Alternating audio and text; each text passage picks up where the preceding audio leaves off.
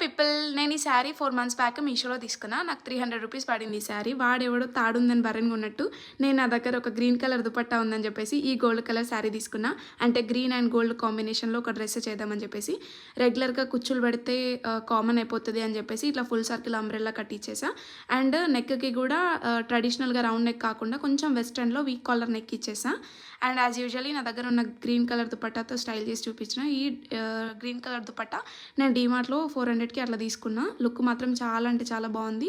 And frock finishing కూడా చాలా నీట్గా వచ్చింది. ఎవరికైనా శారీ కోడ్ కావాలంటే నాకు కింద కమెంట్ సెక్షన్లో కమెంట్ చేయండి, నేను కోడ్ మెన్షన్ చేస్తాను.